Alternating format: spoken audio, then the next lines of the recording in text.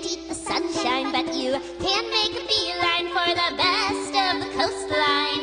La la la la. I would say give business to your local bookstore, your independent bookstore. You'll get personal attention that you can't get elsewhere. They'll help you find books that you will like.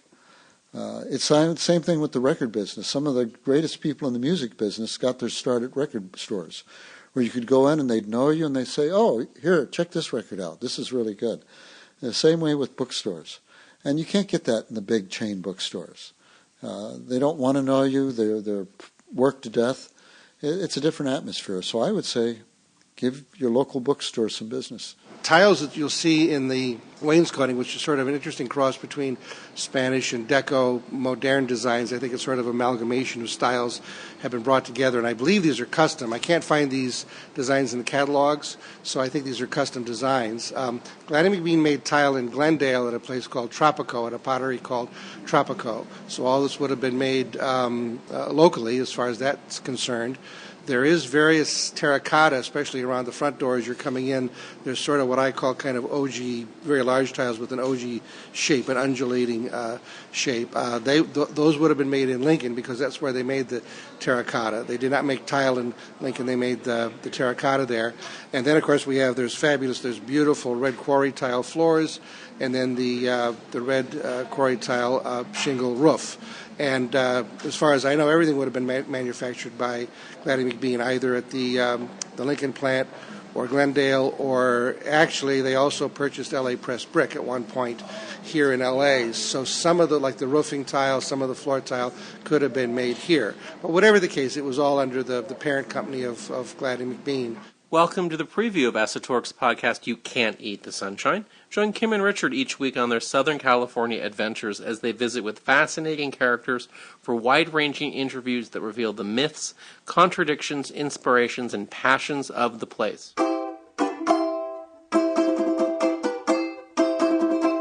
Join us this week as we talk with Bob Adjemian about his golden youth clerking at the legendary Pickwick Bookshop on Hollywood Boulevard. Well, I came here from college to get into the film business, to be a documentary film writer. That's what I wanted. And I ended up working at the old Pickwick Bookstore on Hollywood Boulevard. Now, just to go a little aside for a moment, now in that era, minimum wage was a real living minimum wage. And my apartment was $50 a month. And I received, because I did some work at the Vedanta bookstore, I got $1.65 an hour. And 1 week paid for food, 1 week paid for other expenses, 1 week paid for my car and stuff, and the 1 week I could save. I didn't have car insurance, and that's the way I lived, and it was pretty cool. And so Pickwick Bookstore was the old-fashioned large bookstore. It was a different era. Mr. Epstein was the owner, and he was very classy about how he ran the place. It was meant to be a major bookstore with books on almost anything. You probably never found a more highly educated group of clerks in one store in your life. And a lot of PhDs were there. People obviously were en route to something else. Many of the people that worked at Pickwick ended up working for publishing companies. So it was at the time I wasn't thinking about that, but that was the world we lived in. And there was the remainder books were on the third floor, sale books on the second floor, and the main books, paperback and hardback, on the first. And in those days, hardbacks were the thing. Paperbacks, and by the way, paperbacks these days, there's what's called quality paperbacks, and nowadays they're printed on cheap paper. In those days, a quality paperback book was quality. So there was a sophistication in the book business that you don't find these days. And to carry the thought forward, Hollywood Boulevard was filled with bookstores. There was no Amazon that took business away from the mom and pops and all that. It was just filled with all sorts of bookstores. And Pickwick Bookstore was filled with book lovers, the people that worked there and the people who came there for business. So I didn't realize at the time, when you're a young person, you don't think about this stuff, but it was really a wonderful place to be.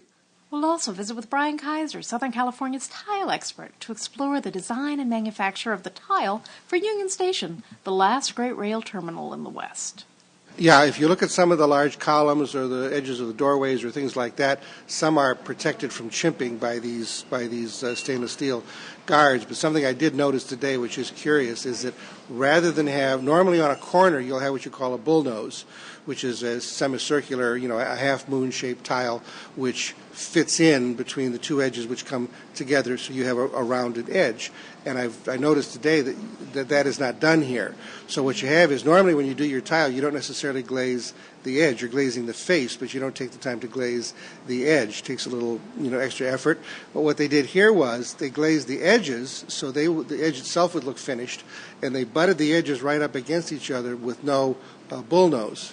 So it sort of does two things. It saved the time and the expense and the effort of making the bullnose and then setting it, because it's more demanding for the tile setter to do that. And number two, I think it's a little bit more of a modern also style, because you have a squared edge as opposed to a soft, rounded one. And to me, that's more of a deco or modern motif, having a very squared corner. And I didn't notice it today, but I really did notice today that that's what they did. They glazed the edges so they can butt them up against each other, and it's just unusual, a little unusual design element, and I think it was for those two reasons. That's our preview of You Can't Eat the Sunshine, our podcast for the week of June 9th, 2014. So tune in and share the experience of Esotourix Los Angeles, a city packed with concordances, startling memories, and synchronicities. You can't eat the sunshine, but you can make a beeline for the best of the coastline.